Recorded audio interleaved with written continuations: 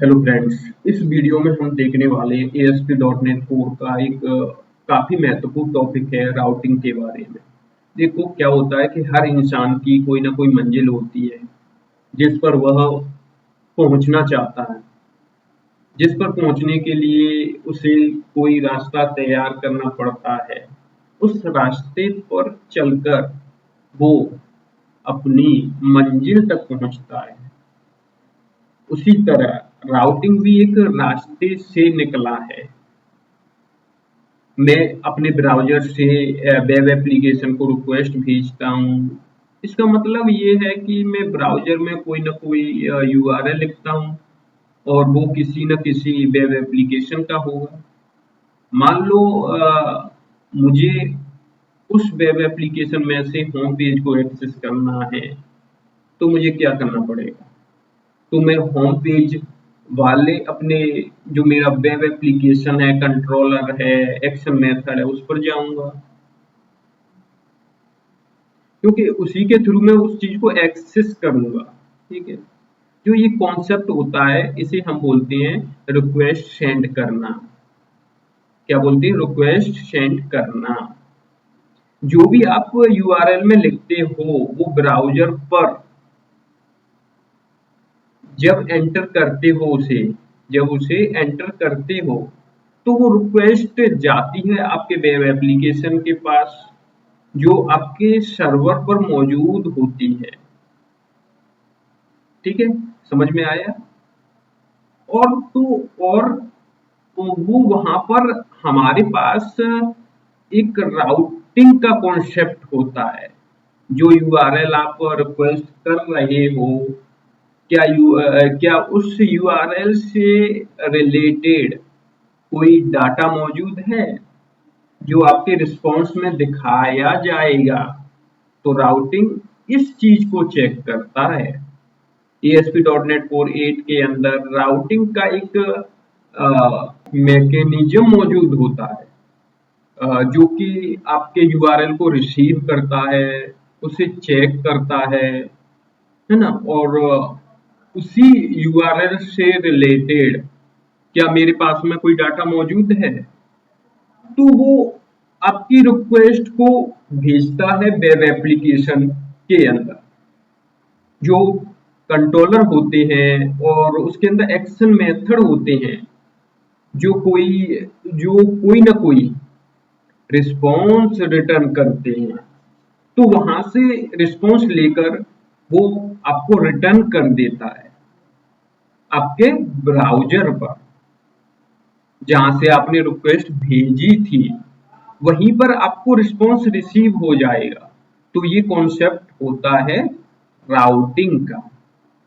इसे आप जैसे लैंग्वेज के भाषा में बोलना चाहोगे तो the routing is ASP.NET Core MVC application is a mechanism in which it will inspect the incoming request and then map that request to the controller and their action method। फिर हम एक example से समझ लेते हैं। For example suppose कीजिए आप, हमारे पास में ये आपको इमेज में दिख रहा है, हमारे पास में ये यूजर है, ठीक है? ये यूजर है जो आपको इमेज में दिख रहा है। ये यूजर जो भी रिक्वेस्ट करेगा वो कहाँ से करेगा? ब्राउज़र से ही तो करेगा भाई। और जो ये ब्राउज़र है वो आपको एक ब्राउज़र पर URL लिखेगा। URL आपको इमेज में दिख रहा है, देखो कुछ इस तरीके से होगा, ठीक है? जो आपको मतलब इसका मतलब होम पेज एक्सेस करना चाह रहा है और URL में लिखकर वो रिक्वेस्ट भेज रहा है।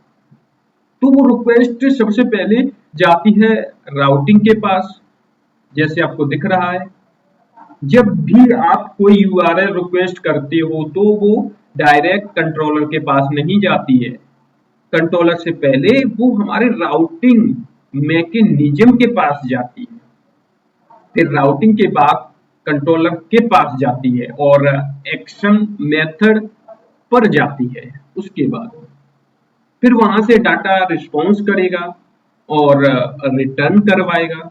जैसे आपको दिख रहा है, मैं होम को एक्सेस कर रहा हूं, तो आपको पता है होम कंट्रोलर का एक्शन जो होम कंट्रोलर होता है, उसके अंदर जो इंडेक्स मेथड होता है वो चलता है।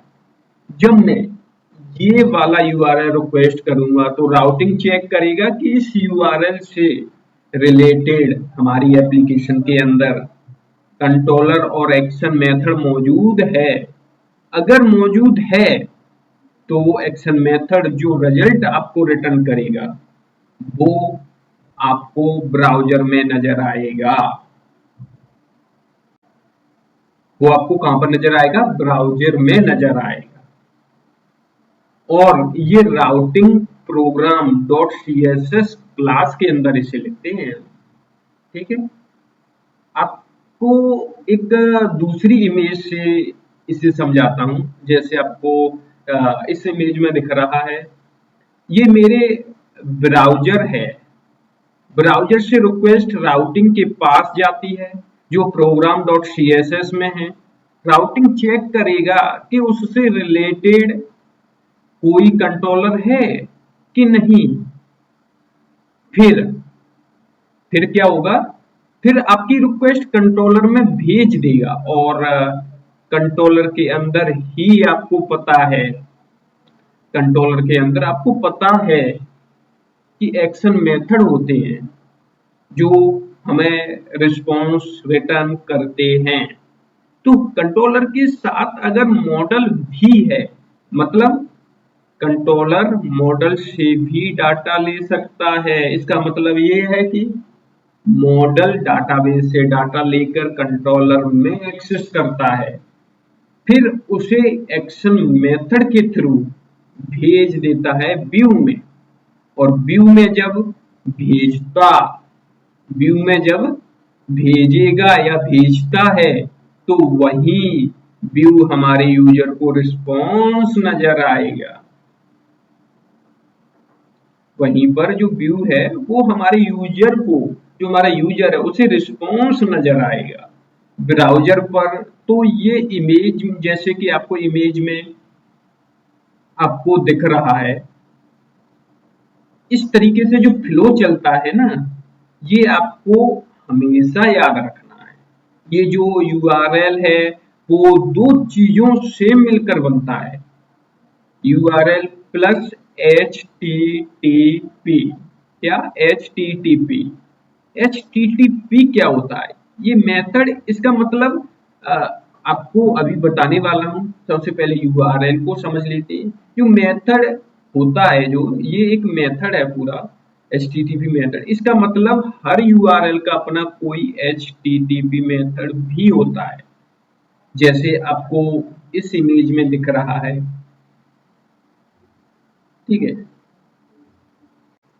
मैंने आपको क्या बताया कि हर यूआरएल का अपना कोई ना कोई HTTP मेथड होता है। जैसे और इसमें जैसे पोस्ट, सबसे पहले इसमें क्या होता है? गेट होता है, फिर पोस्ट होता है, फिर पुट होता है और डिलीट होता है। ये आपको जैसे इमेज में दिख रही है, ये HTTP मेथड हैं। जब भी हम डाटा फेच करते हैं तो गेट रिक्वेस्ट यूज करते हैं। जब भी डाटा इंसर्ट करते हैं तो पोस्ट का यूज करते हैं।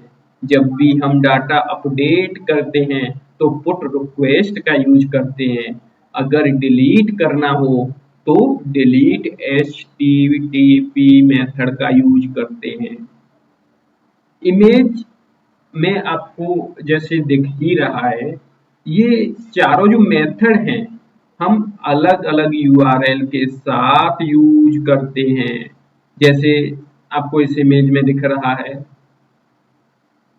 कि जो होम को, जो हमारा होम है, होम को हम गेट और पोस्ट दोनों के लिए यूज कर सकते हैं और अपडेट को हम पुट और डिलीट के लिए यूज कर सकते हैं। तो फ्रेंड्स, ये हमारा एक राउटिंग का कॉन्सेप्ट है। इसमें एक चीज और होती है जो HTTP होता है ना, उसे हम एक HTTPS में भी चेंज करती है, मतलब सिक्योरिटी के लिए। वो कॉन्सेप्ट हमारा कहाँ पर था, वो था हमारा मिडिल वेयर। तो ओके गाइस, ये आपको समझ में आया होगा। थैंक यू, आज के लिए इतना है।